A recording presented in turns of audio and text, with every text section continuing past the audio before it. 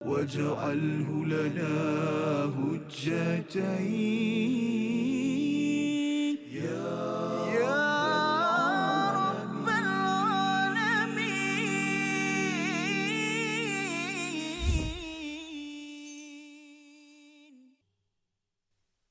وإذا كنت فيهم فأقمت لهم الصلاة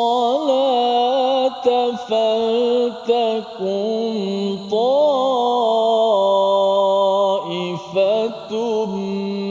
منهم معك وليأخذوا أسلحتهم. صدق الله.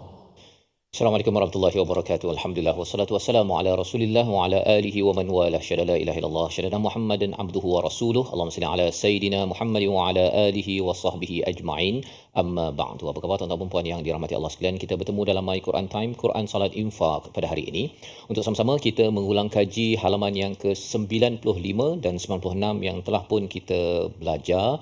Kita sudah pun cuba memerhati permata-permata daripada ayat ini, dan pada hari ini kita ingin kembali melihat ayat-ayat ini, bagaimana ia menjadi panduan hidayah dalam kehidupan kita seharian daripada surah An-Nisa ayat 102 hingga ayat yang ke-113 bersama dengan panel kita pada hari ini Al-Fadhil Ustaz Dr. Arif Musa. Apa khabar? Alhamdulillah sihat. Ahlan wa sahlan. Dan juga Ustaz Tir, apa khabar? Baik, alhamdulillah sihat. Alhamdulillah ya, kita nak mendalami pada hari ini ayat 102 yang dibacakan awal tadi, yang ayat ni panjang, tetapi kita pastinya ya kita mohon Allah Subhanahu Wa Taala memimpin kita, memberikan kita ilmu, hikmah dengan doa subhanakala ilmalana illa ma 'allamtana innaka antal alimul hakim rabbi zidni ilma. Sama-sama kita melihat ayat 102, ayat berkaitan dengan solat khauf, solat takut ketika berada di medan perang, dan bercakap tentang perang. Dan di hujung ayat 102 ini Allah menyatakan innallaha a'adda lil kafirina 'adzabam muhina. Sesungguhnya Allah menyediakan kepada orang-orang kafir itu azab yang hina. Terus kita bersama Al-Fadhil Ustaz Dr. Arif untuk menjelaskan Ustaz ya, bila bercakap tentang perang dan kemudian di hujung itu diletakkan azab muhina. Kalau orang-orang dahulu mungkin azabnya sayhah, contohnya pekikan ataupun banjir. Tetapi mengapa perang dikaitkan dengan azab muhina dalam ayat 102 ini? Silakan.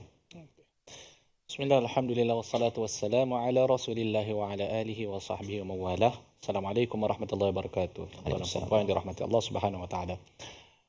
Al-Fadhil Ustaz Tuan Fazrul telah membawa satu persoalan yang agak baik ya Ustaz, di mana kita cuba nak mencongkil apakah rahsia di sebalik penggunaan muhina. Kan kalau sebelum ini kita ada azab seperti mana yang Ustaz sebut sayhah, ataupun satu jeritan ataupun azab secara banjir. Jadi tetapi di dalam ayat ini digunakan satu term iaitu azaban muhina. Tuan-tuan dan puan-puan, untuk kita nak lebih memahami justifikasi penggunaan perkataan ini, kita perlu lihat pada ayat ini secara keseluruhannya terlebih dahulu. Ya, di mana ayat ini menceritakan sebagaimana yang Ustaz telah jelaskan, dia menceritakan tentang salatul khauf. Ya, salatul khauf adalah solat yang di mana kita laksanakan ketika mana berada dalam medan perang. Dan dia ada kaedah-kaedah yang tersendirilah. Kan? Kaedah yang agak unik kalau kita perhatikanlah tentang kaedah salat khauf ini. Okey. Kemudian bila kita lihat kaedah salat khauf, dan di belakang sekali Allah Subhanahu Wa Taala menyebut wa khudhu hidrakum, dan hendaklah kamu bersiap sedia, ataupun kalau dalam terjemahan lain mungkin kita boleh katakan hendaklah kamu berjaga-jaga. Khudhu hidrakum maksudnya jaga-jaga, musuh mungkin akan datang pada bila-bila masa. Jadi bila mana ayat ini diakhiri dengan wa khudhu hidrakum, ya, jadi ditakuti akan masuk ke dalam hati orang-orang yang beriman bahawa musuh mereka ini sangat kuat. Ya, musuh mereka ini sangat kuat dalam arti kata sehingga ke tahap kita perlu ada solat tertentu untuk menghadapi mereka. Kan? Dan bukan sekadar solat itu, bahkan kita perlu berjaga-jaga pula. Berapa kali Allah Subhanahu Wa Taala sebut, Allah Subhanahu Wa Taala sebut wal yakhudhu hidrahum wa khudhu hidrakum, maksudnya berjaga. Jadi kemungkinan ditakuti masuk dalam hati orang yang beriman itu bahawa musuh kita ni kuat, kita kena perlu berjaga-jaga. Kan? Sedangkan orang yang beriman ini penolong dia, pelindungnya adalah Allah Subhanahu wa taala. Ya. Ya. Jadi di sini Allah menyebut wa khudhu hidrakum. Ambillah jaga-jaga, ambillah sikap berjaga-jaga, tetapi innallaha a'adda lil kafirina 'adaban muhina. Kecuali Allah, sesungguhnya Allah telah menyediakan buat orang kafir azab yang menghinakan. Okey. Azab yang menghinakan ni kita katakan satu lafaz yang agak umum. Ya. Ya. Jadi dia merangkumi azab di dunia dan juga azab di akhirat. Bila kita kata begitu, azab yang di dunia, bila para ulama tafsir merujuk kepada azab di dunia, mereka mengatakan ada mungkin berlaku 3 benda. Yang pertama adalah mereka akan tewas. Ya. Jadi azab yang menghinakan bermaksud mereka akan tewas dalam peperangan tersebut. Yang kedua, mereka akan terbunuh dalam peperangan tersebut. Yang ketiga, mereka akan ditangkap sebagai tebusan. Itu salah satu daripada azab di dunia. Belum lagi campur azab di hari akhirat. Jadi bila mana kita sebagai katakanlah tentera pada ketika itu, kita dengar innallaha a'adda lil kafirin 'adaban muhina. Muhina maksud dia kita faham, ia satu motivasi untuk kita. Bahawa kita tahu walaupun kita ada kaedah solat khauf, walaupun diperintahkan untuk kita mengambil sikap berjaga-jaga, tetapi dalam masa yang sama kita sedar bahawa Allah akan membantu orang yang beriman. Allah akan kurniakan kemenangan kepada orang yang beriman. Jadi orang yang beriman pada ketika itu, walaupun dia dalam keadaan berjaga-jaga, tetapi dalam masa yang sama dia tak takut. Kadang-kadang kita berjaga-jaga, kita takut. Kan? Tapi dia berjaga-jaga dalam keadaan dia tenang, dia sedar bahawa perlindungan itu datang daripada Allah Subhanahu wa taala. Jadi ini satu menarik ya Ustaz. Maksud dia berjaga-jaga tapi dalam masa yang sama tenang. Itu dua sikap yang perlu ada pada tentera. Maksud dia janganlah tentera itu dia berjaga-jaga dalam keadaan takut menggigil-gigil. Betul. Jangan. Maksudnya kita sedar bahawa Allah Subhanahu wa taala akan melindungi kita. Wallahu alam. Terima kasih ucapkan pada Al-Fadhil Ustaz Dr. Arif ya, menjelaskan tentang perkataan azab muhina itu sebagai satu motivasi ya, keberanianlah ya kepada ketenangan kepada tentera Islam, walaupun diminta untuk solatnya ada istimewa tata caranya dan juga perlu berjaga-jaga, berkali-kali perkataan hidrakum itu diulangkan, tapi rupanya itu sebagai usaha lah Ustaz ya, usaha sebagai seorang tentera. Tetapi kalau katakan berjaga-jaga dalam keadaan yang kita takut, dia akan menyebabkan boleh bertempiaran juga ya. Tetapi Allah berikan motivasi ini sekaligus bila bercakap tentang azab muhina ini, sudah tentulah bila mereka boleh mengalahkan, itu cara Allah mengazab kepada orang-orang kafir ini sendiri sebenarnya kan. Jadi ada 2-3 sudut cara kita melihat ayat 102 tentang azab muhina itu. Kalau dulu bercakap tentang saihah itu sumbernya daripada pekikan, tapi ini sumbernya daripada orang Islam sendiri yang akan mengalahkan yang akan menawan kepada orang kafir. Kalau saya boleh tambah sedikit Ustaz. Ya.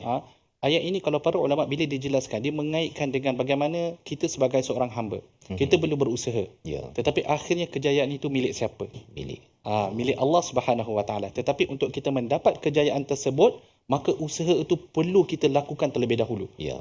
Sama juga tuan-tuan dan puan-puan yang dirahmati Allah, kalau tuan-tuan inginkan kejayaan, memang ia adalah milik Allah Subhanahu wa taala, tetapi kena ada usaha sebagaimana khudhu hidrakum tadi. Ya, masya-Allah ya. Jadi ada usaha, dan sebelum itu pun cakap tentang solat Ustaz ya. Jadi solat dan usaha itu bergabung, dan moga-moga Allah akan membuatlah bahagian Allah kan, iaitu menyiapkan kemenangan menghina kepada orang kafir dalam konteks sebuah peperangan. Baik. Pada ayat yang ke-103 ingin kita baca bersama bagaimana selepas daripada peristiwa ataupun selepas solat ini. Mari sama-sama kita baca ayat 103 dipimpin Al-Fadhil Ustaz Tirmizi Ali. Silakan. فَإِذَا قَضَيْتُمُ الصَّلَاةَ فَاذْكُرُوا اللَّهَ قِيَامًا وَقُعُودًا وَعَلَى جُنُوبِكُمْ فَإِذَا اطْمَأْنَنْتُمْ فَأَقِيمُوا الصَّلَاةَ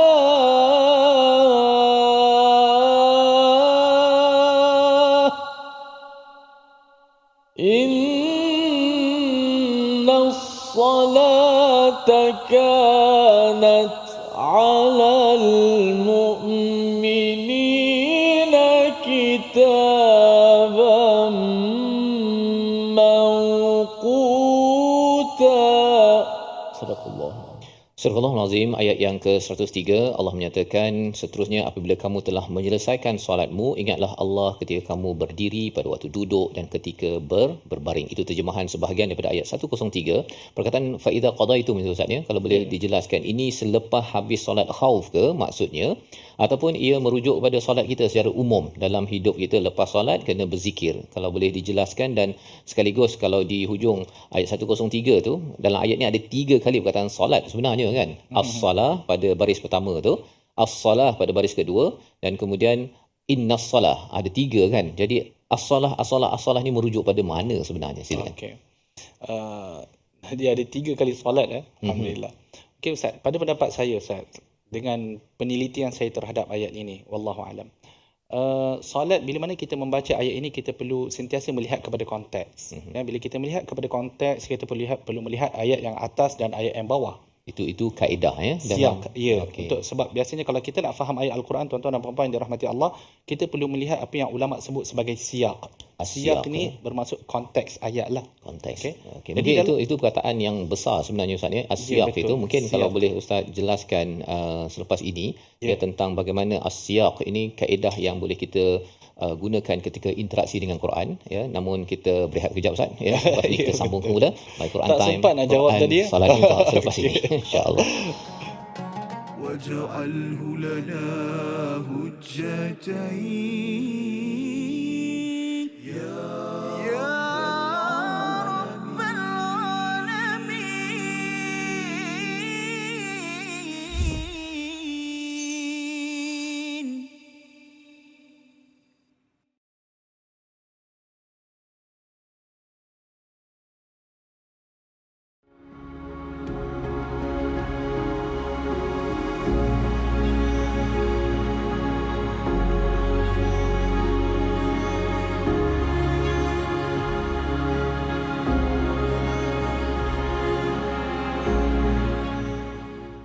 Apron will be blessed indeed with silk robes and rivers to feed, resting in the grandest of homes, drinking the smoothest salsabila. Minhu majahina warzuqna tilawatahu.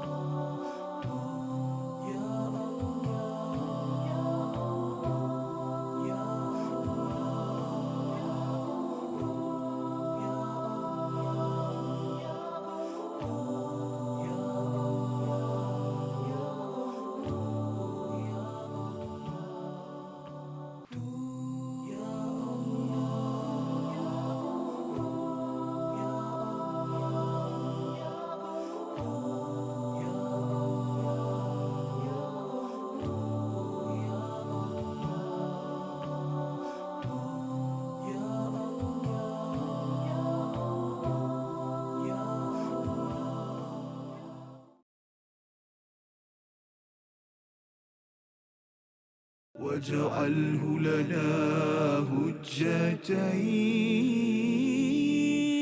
يا رب العالمين.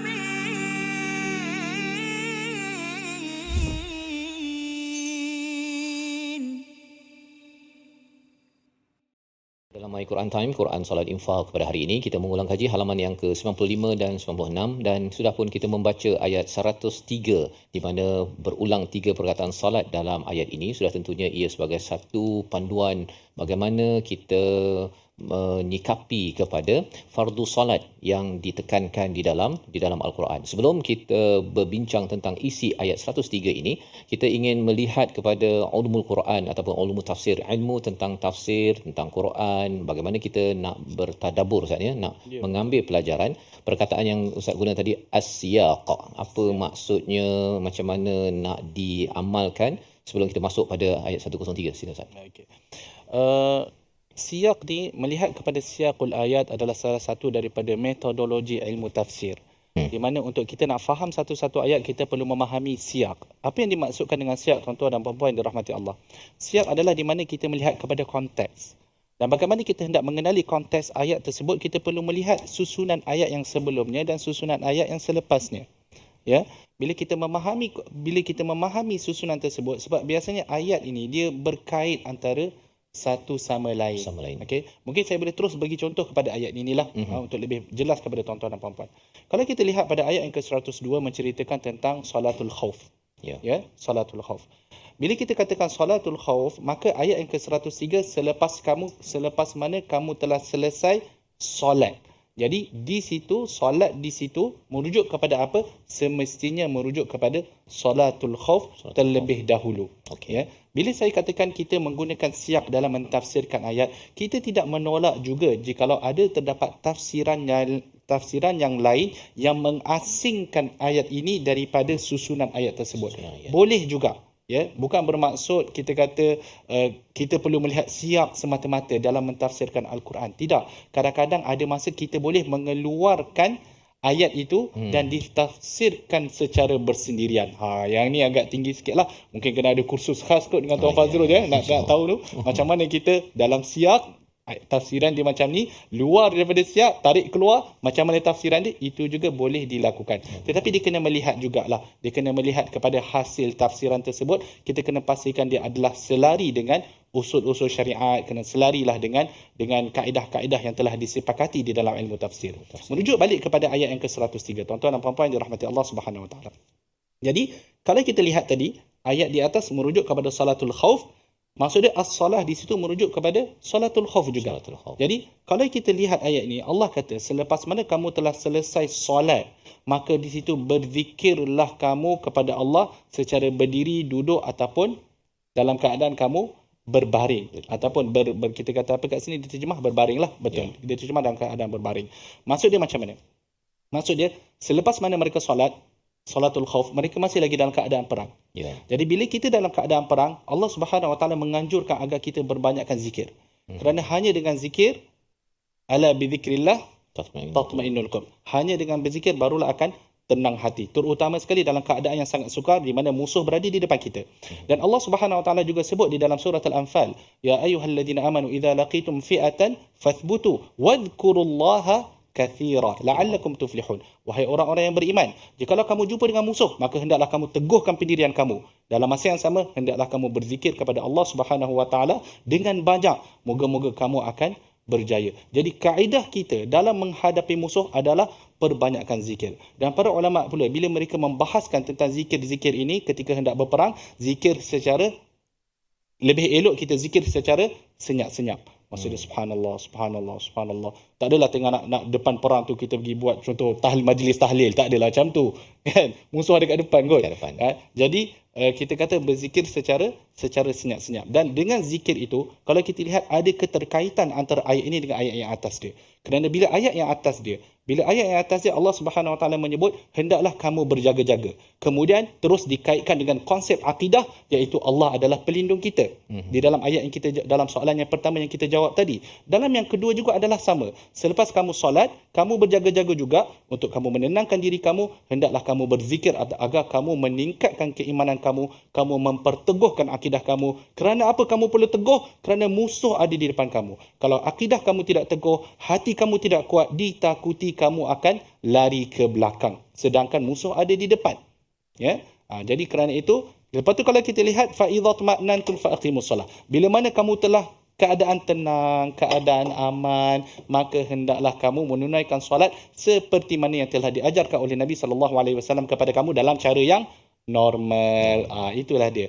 Tetapi Ustaz, saya suka nak tarik pada statement Ustaz yang sebelum ini, di mana selepas solat kita perlu berzikir. Saya tidak nafi, ya betul, selepas solat memang kita dianjurkan berzikir melihat kepada sunnah baginda Nabi sallallahu alaihi wasallam. Wallahu a'lam. InsyaAllah ya. Jadi di situ apabila kita sudah belajar sedikit istilah tadi as-siyaq ya, kita melihat kepada ayat sebelumnya ataupun ayat selepasnya, maka kita tahu bahawa qadaitumus salah itu kalau ambil ayat sebelumnya solat al-khauf Ustaz ya. Ya. Dan kalau kita asingkan ayat 103 ni bersendirian, itu boleh merujuk kepada solat yang umum di mana digalakkan selepas solat kita masih lagi meneruskan kehidupan kita dengan banyak berzikir kepada Allah Subhanahu Wa Taala secara jahar, secara terang ke, secara apa senyap-senyap ke, itu perbincangan lain lah Ustaz ya.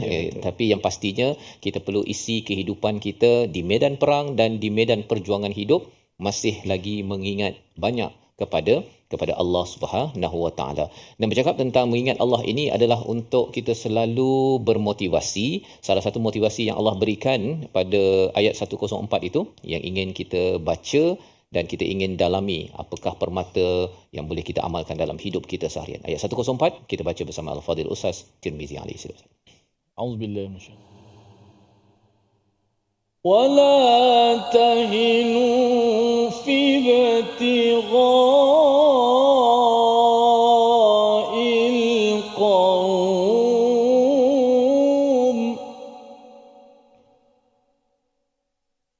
إن تكونوا تعلمون فإنهم يعلمون كما تعلمون وترجون من الله ما لا يرجون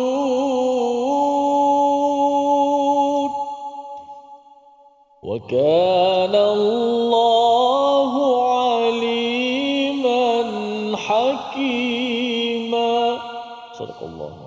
Sadaqallahul Azim, ayat yang ke-104, dan janganlah kamu berhati lemah dalam mengejar mereka. Jika kamu menderita kesakitan, ketahuilah mereka juga menderita kesakitan sebagaimana yang kamu rasakan, sedangkan kamu masih dapat mengharapkan daripada Allah apa yang tidak mereka harapkan.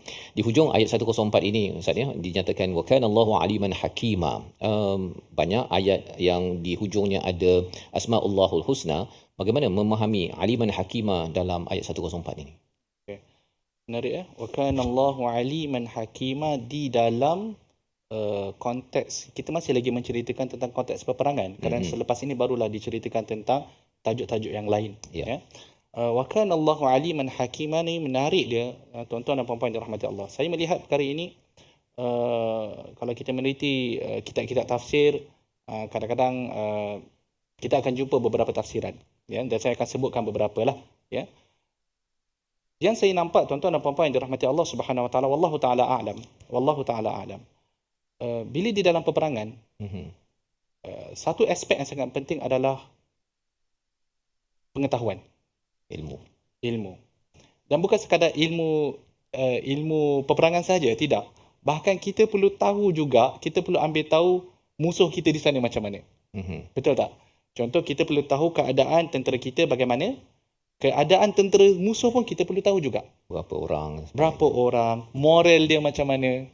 Kan, strategi apa yang akan digunakan. Kan? Jadi bila mana Allah Subhanahu Wa Taala menyebut wa kana Allahu aliman hakima. Kerana di dalam ayat ini Allah kata wala tahinu fi ibtigha'il qaum in takunu ta'lamun. Kalau kamu sakit, mereka pun tersakiti juga. Kan, semua golongan tersakiti ya. Sekarang satu term yang selalu orang guna ya, tersakiti. Dan mereka mengharapkan sesuatu daripada Allah, sesuatu yang dan kamu mengharapkan sesuatu daripada Allah, benda yang mereka tidak boleh harapkan. Maksudnya Allah sedang memberitahu kepada kita satu perkara yang berlaku di kalangan tentera musuh. Kan? Dan benda itu kalau dalam peperangan, saya rasa itu satu perkara yang sangat penting untuk kita nak tahu bagaimana tentera musuh tu. Kan? Jadi di dalam ayat ini Allah mengatakan wa kana Allahu aliman hakima. Allah tahu apa yang ada di dalam diri kamu. Apa yang kamu rasa, apa yang kamu bakal lakukan. Dalam masa yang sama Allah juga tahu apa yang mereka rasa. Apa strategi mereka Allah tahu. Kan? Segala benda di dalam pengetahuan Allah Subhanahu Wa Taala. Jadi, apa yang kita perlu buat adalah kita hanya perlu melaksanakan strategi yang Allah telah tuliskan untuk kita. Kerana Allah Maha mengetahui dan Maha hikmah. Hikmahnya, apa yang kita faham daripada hikmah adalah meletakkan sesuatu perkara pada tempatnya. Jadi, di dalam ayat ini Allah kata wala tahinu fi ibtigha'il qaum. Kalau kita ambil dalam pada zaman Nabi SAW, kerana Al-Imam Al-Qurtubi rahimahullah meletakkan ayat ini berlakunya selepas perang Uhud.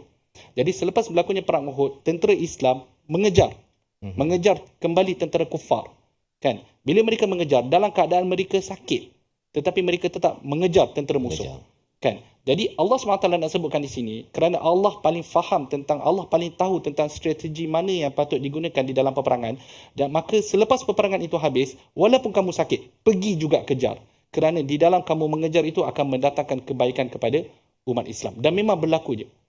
Kerana bila mana tentera umat Islam mengejar, tentera musyrikin patah balik lari ke Mekah walaupun mereka baru memenangi perang Uhud tersebut. Kan? Okey, itu kalau kita melihat kepada zaman Nabi SAW.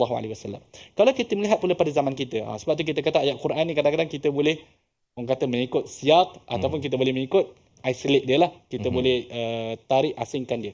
Kalau kita melihat pada zaman sekarang, Allah SWT nak menyebutkan kepada kita bahawa kita perlu sentiasa memerangi orang kafir yang memerangi kita. Ya. Kalaulah kita tersakiti di dalam perjuangan kita, maka perlulah kita tahu mereka juga tersakiti. Dan kita kena faham daripada perintah ini bahawa bila Allah SWT memerintahkan kita, bermaksud ada banyak kebaikan yang akan datang kalau kita tunjukkan kekuatan kita di dalam peperangan. Pertama sekali, Islam itu tidak akan ditindas. Islam itu akan dapat berkembang dengan baik.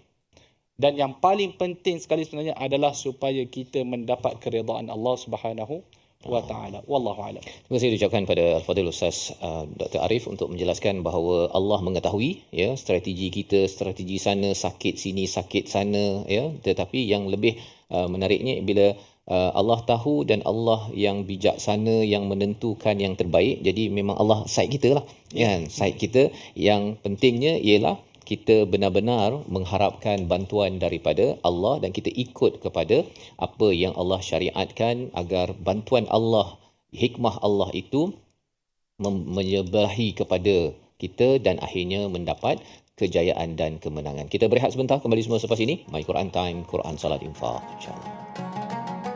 جعله لنا هجتين يا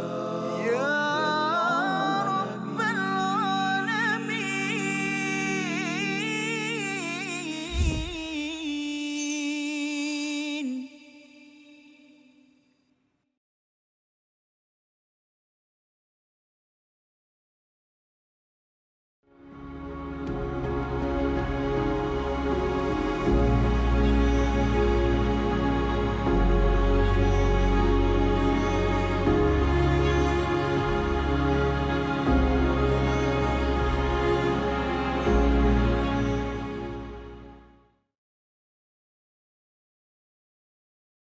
Apron will be blessed indeed with silken robes and rivers to feed, resting in the grandest of homes, drinking the smoothest salsabila.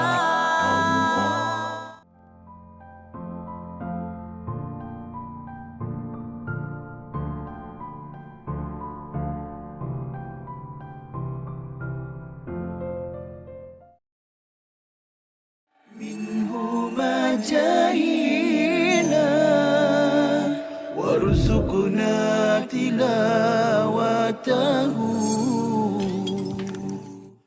Satu perkara, saya petik dulu poin yang Prof dah sebut, kita sedar, saya sebenarnya boleh buat itu dalam bulan Ramadan. Kan? Itu antara clue lah untuk saya. Prof, silakan bagi nasihat. Baik, yang ni sebenarnya bukan, ini masalah yang biasa juga yang kita hadapi dan kita perhatikan kawan-kawan kita. Sebagai contoh, saya pernah waktu belajar dahulu, ada kawan yang isap okok, tapi bulan Ramadan dia boleh berhenti. Maknanya sebenarnya boleh berhenti. Dia tak berbuka pun dengan okok. Ada orang dia buka dengan isap okok, tapi ni dia tak buka dengan isap okok, dia boleh berhenti dalam bulan Ramadan. Habis Ramadan dia start isap okok balik. Jadi yang ni saya kira sama juga dengan perkara lain. Ada yang mungkin orang dia suka tonton movie ataupun tonton perkara yang tidak elok, tapi waktu Ramadan dia boleh berhenti. Menunjukkan yang pertama, dia ada kekuatan sebenarnya untuk melakukan perkara tersebut. Tetapi dalam masa yang sama sebenarnya dia memerlukan sistem sokongan itulah, support. واجعله لنا هجتين يا رب العالمين.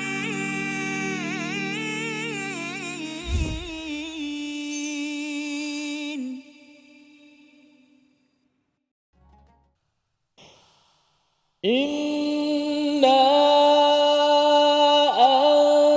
أنزلنا إليك الكتاب بالحق لتحكم بين الناس بما أراك الله ولا تكن للخائنين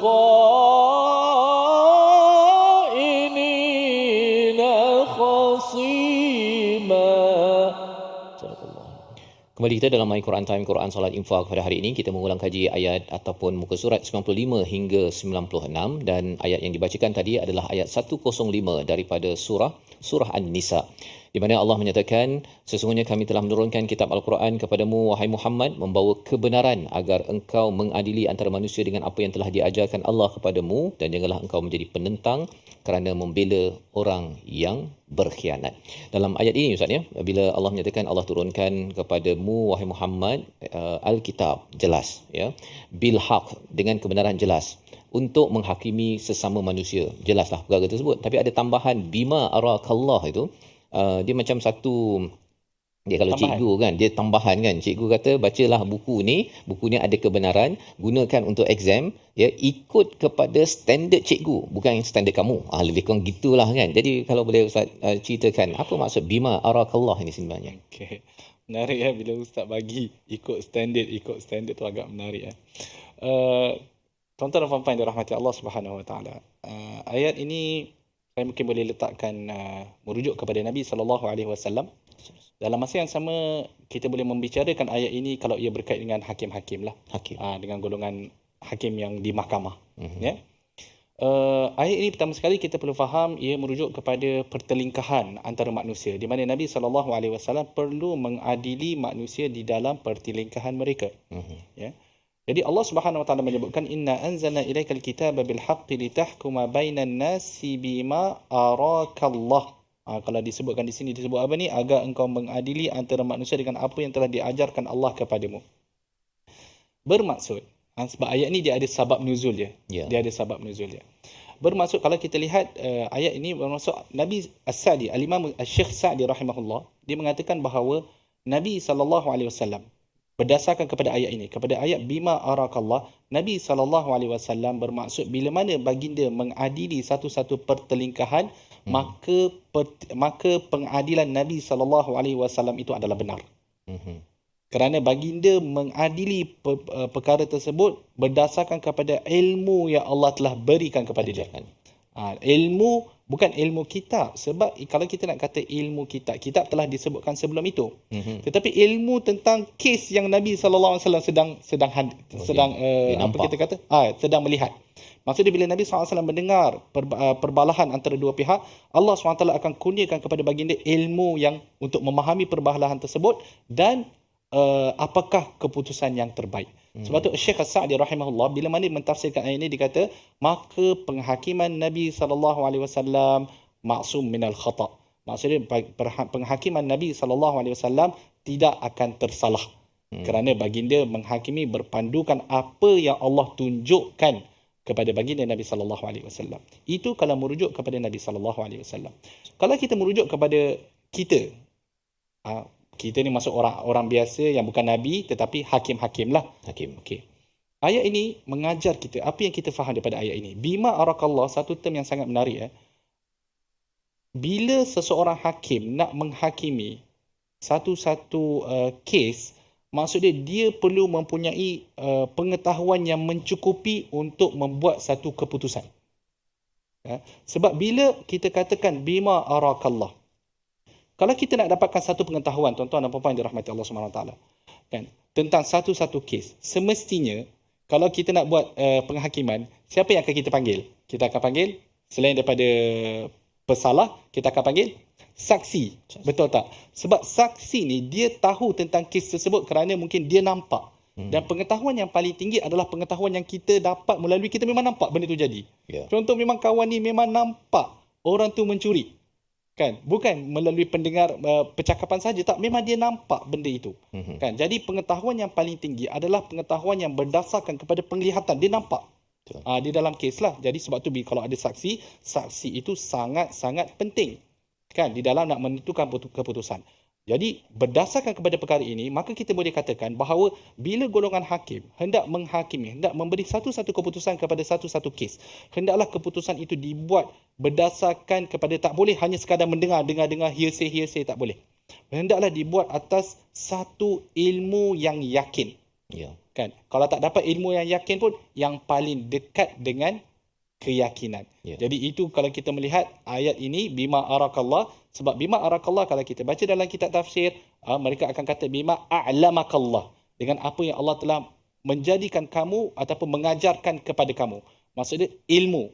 Kan? Jadi hakim-hakim juga perlulah mendapatkan ilmu tersebut supaya keputusan yang dibuat itu tidak menyalahi ataupun tidak berat sebelah ataupun tidak berdasarkan kepada keadilan yang sebenar. Wallahu a'lam.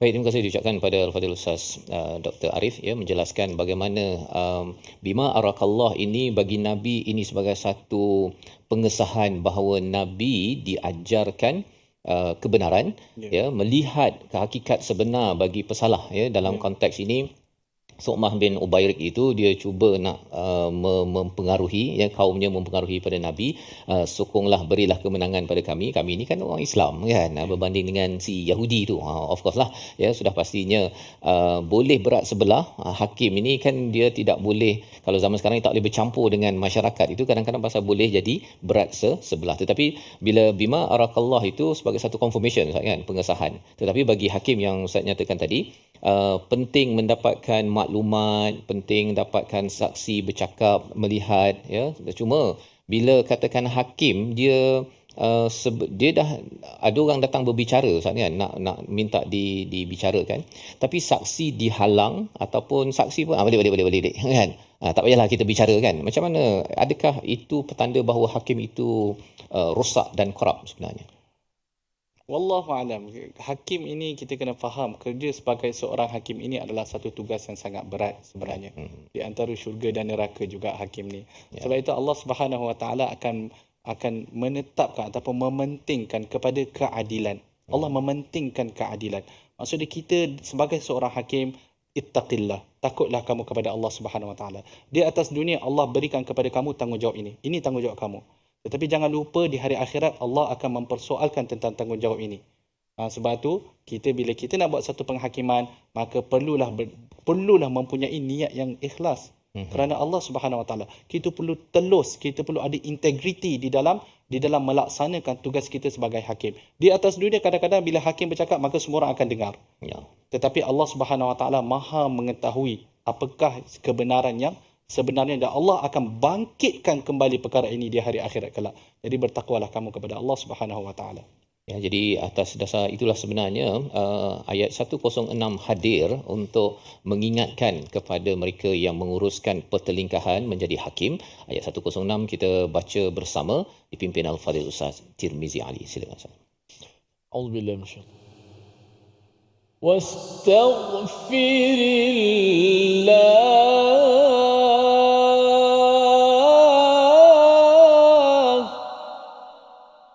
واستغفر الله إن الله كان غفورا رحيما. Astagfirullahalazim. Dan mohonlah keampunan kepada Allah, sesungguhnya Allah Maha Pengampun lagi Maha Penyayang. Dalam konteks kisah ini nampaknya ini untuk Nabi lah Ustaz kan, yang kena memohon keampunan, ataupun sebenarnya untuk siapa sebenarnya Allah suruh minta ampun ni? Okay. Mungkin saya perlu menceritakan serba sedikit tentang sebab nuzul dia lah. Ya. Ceritakan serba sedikit supaya kita dapat gambaran yang agak luas. Ya. sebenarnya kisah ayat ini, ayat daripada 105 sampailah ke 112 ataupun 113, diturunkan melihat kepada satu insiden yang telah berlaku pada zaman Nabi SAW. Disebutkan oleh Al-Imam Tirmidzi rahimahullah di dalam kitabnya, ada seorang hamba Allah ni, nama dia, ada yang kata nama dia Tu'mah, ada yang kata nama dia Bushair, dan Bushair ibni Ubairik kalau tak silap saya, Ubairik. Ya, dia ini adalah seorang munafik. Ya, seorang munafik yang menulis syair untuk apa? Untuk menghina Islam, namun syair itu ditempelkan pada orang lain. Dia tak nak kata dia yang tulis. Jadi dia buat syair itu dan dia bagi kepada orang lain untuk dibacakan syair tersebut. Tapi sebenarnya dia yang menulis sebab dia adalah seorang munafik.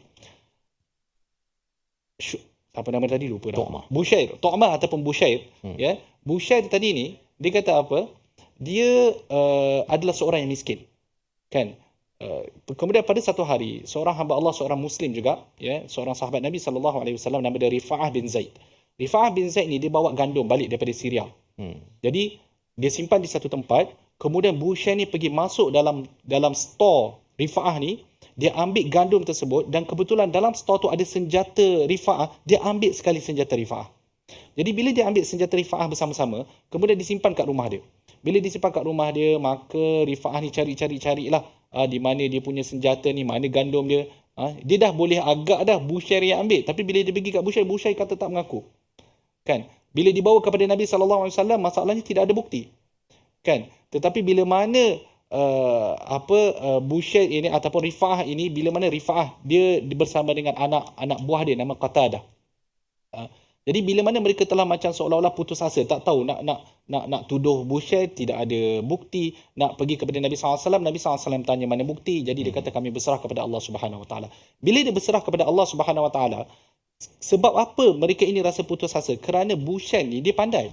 Bila dia dah mencuri, bila dia tahu bahawa Rifa'ah nak pergi kepada Nabi SAW, dia menghantar wakil daripada keluarga dia pergi kepada Nabi SAW untuk kita kata apa? Macam berhujah untuk dia. Keluarga bagi Tu'mah ni, ya, Bushair ini. Untuk Bushair ni. Jadi dia hantar, dia kata keluarga dia yang pergi kata kepada Nabi SAW, Rifa'ah ni tuduh Bushair curi, tapi tak ada bukti. Jadi Nabi SAW pun tak boleh nak kata apalah. Dia kata, itu yang kita nak tahu. Sebenarnya Nabi menghukumi tak kepada orang yang disalahkan itu ataupun tidak, maksudnya. Namun kita berehat sekejap, ya. Kita menyambung kisah ini bersama dalam My Quran Time, Quran Salat Infaq, insya-Allah. waj'alhu lana hujjatain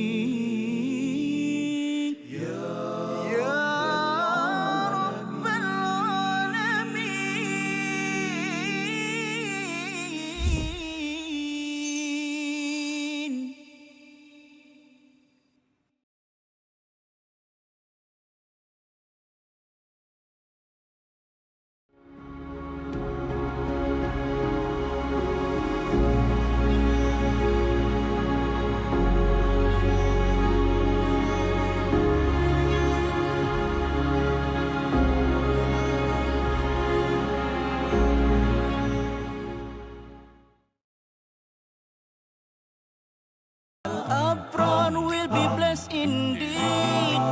We silken ropes and rivers to feed, resting in the grandest of homes, drinking the smoothest salsabila.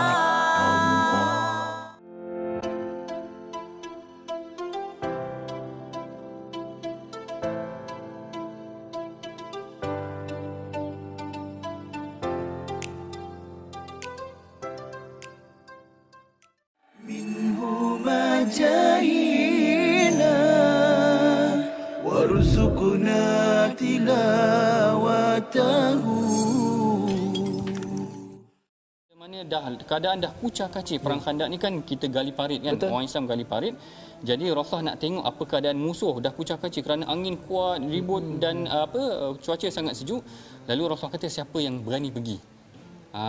Siapa yang berani pergi? Rasulullah kata dalam hadis disebutkan, dia kata Lailatul Ahzab wa qad ittakhadna rihan shadida faqala Rasulullah ala rajulun ya'tini bi khabaril qaum. Rasulullah kata tak ada ke seorang lelaki yang boleh bagi jadi pengintip, spy, tengok apa tentera musuh tengah buat. Semua sahabat tak berani pergi. Kerana siapa yang nak pergi mengintai tentera musuh, kemudian dalam malam yang gelap macam tu, kemudian dalam keadaan sejuk dan ribut, tak ada siapa yang berani. Lalu Rasulullah pun memanggil Huzaifah. Manggil Huzaifah terus taat saja, mana tak bertikai. Tak ada pula kata sejuklah Rasulullah malam ni ataupun dan bahkan kalau dalam kisah tu Huzaifah dah dekat dengan Abu Sufyan. Abu Sufyan ketika itu memimpin tentera musuh. Dia dah berada dalam keadaan dekat. Dia kata dalam hadis, kalau aku panah memang kena Abu Sufyan.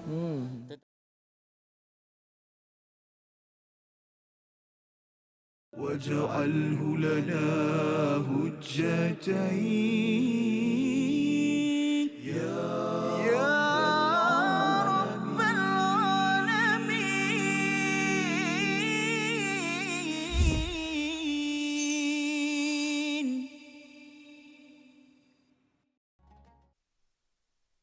ولا تجادل عن الذين يختانون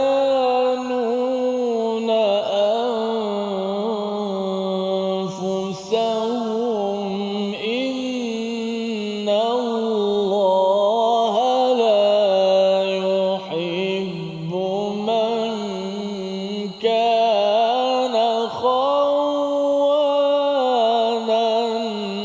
أثيما. صدق الله. Kembali kita dalam My Quran Time, Quran Salat Infak untuk kita sama-sama mengulang kaji halaman 95 dan 96, dan sebentar tadi kita membaca ayat 106 dan 107 ya, berkaitan dengan peristiwa Tu'mah ataupun Bushair bin Ubairik, bagaimana mereka ini Tu'mah mencuri tadi Ustaz ya, mencuri gandum, curi perisai, dan juga dia bawa pula keluarga dia. Itu sampai tadilah sambungan ceritanya Ustaz. Sambungan cerita. Okey, tadi iklan lah. Kiranya. Okey. Jadi selepas mana dia bawa keluarga dia hantar ahli wakil daripada ahli keluarga dia berjumpa dengan Nabi SAW supaya apa? Supaya keluarga dia membantu dia di dalam kes ni. Padahal sebenarnya dia memang mencuri, tapi dia hantar. Jadi keluarga ni atas dasar percaya, atas dasar kekeluargaan, mereka pergi berjumpa dengan Nabi SAW dan bercakap kepada Nabi SAW bahawa Rifa'ah ataupun Qatadah telah menuduh Bushair ini ataupun Tu'mah tanpa ada sebarang bukti. Dan benda itu memang hakikatnya, memang tidak ada bukti. Jadi apa yang berlaku adalah Qatadah ni bila mana berlakunya perkara tersebut, maka Nabi SAW bercakap dengan Qatadah. Dia kata, memang kamu menuduh dia tanpa sebarang bukti. Jadi pada ketika itu Qatadah dan juga Rifa'ah ni kita kata putus asa lah daripada kes ni, kan? Jadi mereka kata kita serah kepada Allah Subhanahu Wa Taala. Maka pada ketika itu diturunkan ayat ini. Itu yang menarik tu, bima arakallah tu, kan? Maka Allah Subhanahu Wa Taala menurunkan ayat ini. Dan Maksudnya Allah Nabi sudah pun menyatakan yang si Tu'mah tadi tak bersalah. Sebab tidak ada bukti. Tak ada bukti. Sebab tidak ada bukti. Tak ada bukti. Kan? Dan dalam kaedah kita, selagi mana tidak seseorang itu tidak bersalah selagi mana tidak dibuktikan. Kan? Jadi sebab tidak ada bukti, maka tidak boleh nak dibawa kes tersebut. Tetapi bila mana dibawa ayat Al-Quran, maka itu bukti yang terbesar lah. Tidak ada bukti yang lebih besar daripada ayat-ayat Allah Subhanahu Wa Taala. Maka ketika itu apa yang berlaku adalah si Bushair ni, sebab dia bila dia curi barang dia pergi letak kat orang lain pula. Dia pergi letak, dia dah curi barang tu sebab dia dah tahu dia nak kantoi, dia letak barang tu dekat orang lain. Ada yang katakan orang tersebut adalah Lubaid, ada yang mengatakan orang tersebut adalah orang Yahudi. Kan? Jadi kes ini sangat complicated. Dituduhnya Nu'man, dituduhnya Lubaid ataupun dituduhnya Bushair tadi, kemudian tetapi barang ada di tempat lain, orang lain. Jadi kes ni sangat-sangat mengelirukan. Cuma sebab tidak ada bukti seperti mana yang kita sebutkan tadi, maka selepas mana diturunkan ayat ni, maka Bushair tahu bahawa dia telah terbongkar. Maka apa yang Bushair buat? Dia lari. Dia duduk dengan seorang musyrik nama dia Sulafah, kalau tak silap saya. Kan? Dia duduk dengan orang musyrik. Maka sekarang barulah dia zahirkan kekufuran dia. Maka di saat ini, maka Allah SWT kata wastaghfirillah. Menunjuk kepada siapa? Pertama sekali Allah nak menunjuk kepada Bushair, istighfarlah kamu kepada Allah Subhanahu Wa Taala. Cukup-cukuplah menipu orang. Kan? Cukup-cukuplah menipu orang. Cukup-cukuplah menzahir ataupun menyembunyi kekufuran kamu. Istighfirillah, beristighfarlah keluarga kamu, keluarga Bushair yang tadi datang membantu Bushair tadi. Beristighfarlah kamu kepada Allah Subhanahu Wa Taala, kerana kamu tanpa kamu sedar, kamu sebenarnya telah membantu orang yang sebenarnya dia adalah zalim. Kan? Dan kalau kita lihat kepada konteks yang lebih luas, kalau kita tengok pada susunan ayat dia, seolah-olah nak mengatakan kepada kita juga kan, bila mana kita buat satu hukuman ataupun kita buat satu keputusan, maka dalam masa yang sama hendaklah kita beristighfar kepada Allah Subhanahu Wa Taala kan, kerana ditakuti apa yang kita putuskan itu adalah benda yang Tak betul. salah. Wallahu a'lam. Terima kasih diucapkan pada Al-Fadhil Ustaz Dr. Arif ya, menjelaskan wastaghfirillah ini kerana ianya mencakupi pelbagai individu sebenarnya dalam kes ini Ustaz ya. Sama ada kepada pengkhianat itu sendiri ya, kepada Bushair ataupun Tu'mah tadi, pada ahli keluarga dia, ataupun juga kepada sesiapa yang menentukan siapa yang betul siapa yang salah ya. Dan alhamdulillah Allah memberikan panduan pada Nabi untuk bima arakallah, nampak sebenar hakikat sebenarnya, pasal memanglah hakim berdasarkan pada yang zahir Ustaz kan ya, tetapi bila yang zahir itu amat complicated kan, bila yang dituduh ini bukan, tak ada bukti, rupanya bukti tu ada kat tempat orang lain, siapa sebenarnya, siapa yang perlu dijatuhkan hukuman, maka bagi hakim pun perlu beristighfar kerana khuatir ianya berbuat kesilapan dan akhirnya dia boleh menzalimi kepada orang yang tidak bersalah. Dan ini pelajaran daripada ayat 106 sehinggakan ayat 107 itu juga pun dijelaskan untuk jangan pergi berdebat dan melindungi Ustaz kan kepada orang yang berkhianat dalam kehidupan. Jadi alhamdulillah itu adalah panduan. Kita ingin melihat kepada ayat 109, satu perkataan kemurkaan daripada Allah untuk sama-sama kita ambil dan jadikan panduan bersama Al-Fadhil Ustaz Tirmizi. Auzubillahi minasyaitanir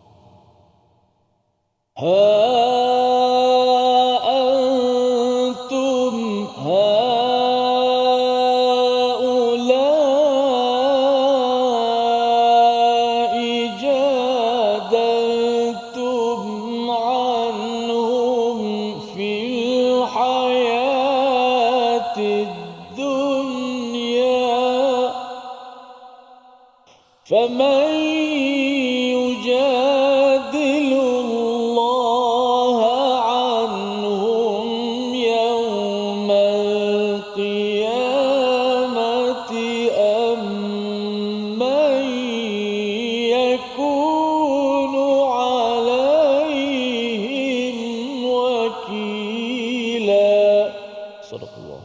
Surah Al-Nazim ayat yang ke-109, itulah kamu berdebat untuk membela mereka dalam kehidupan dunia ini, tetapi siapa yang akan menentang Allah untuk membela mereka pada hari kiamat, atau siapakah yang menjadi pelindung mereka terhadap azab Allah Subhanahu Wa Taala. Berkali-kali Allah mengingatkan tentang betapa jangan sokong kepada pengkhianat Ustaz ya. Sama ada kita bercakap tadi tentang keluarga si Bushair ataupun Tu'mah tadi, dan juga kepada sesiapa saja, sampaikan yang menghakimi pun jangan sampai melindungi kepada pengkhianat. Dan ini mesej besar untuk kita sama-sama doakan agar negeri kita, negara kita dijauhkan daripada pengkhianat, dan kita jangan jadi penyokong kepada pengkhianat kepada keluarga, kepada negeri dan negara kita. Di hujung ini kita sama-sama berdoa pada Allah SWT, Allah lindungi kita bersama Al-Fadhil Ustaz Dr. Arif Musa.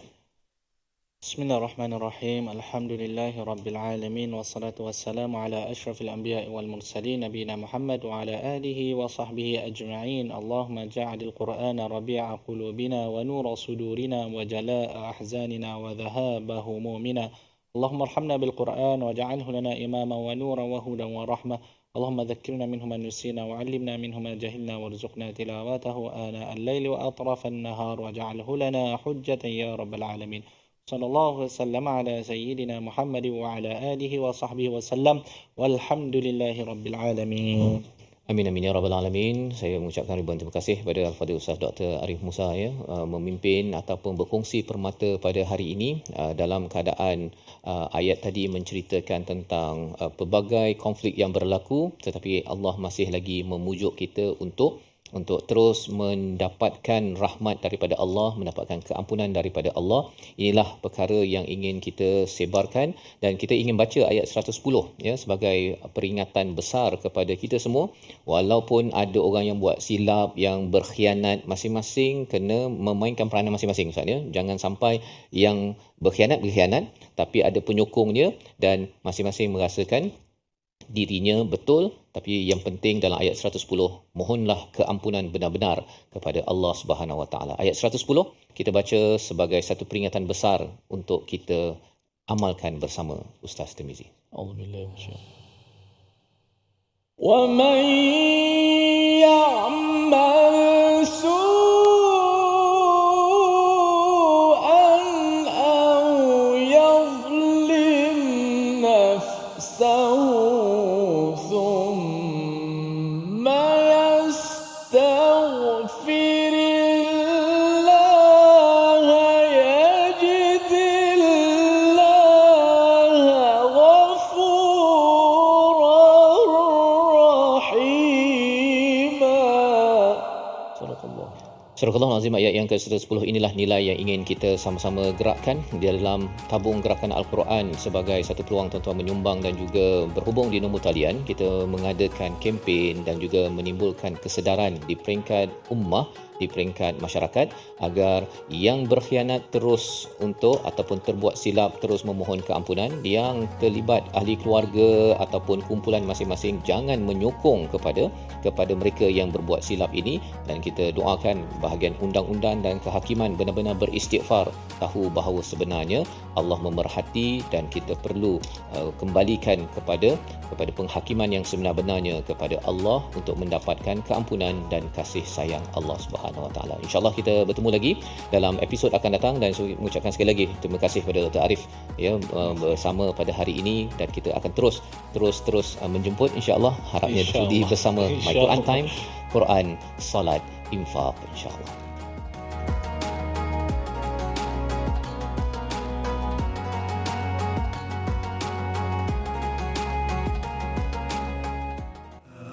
آناء الليل وأطراف النهار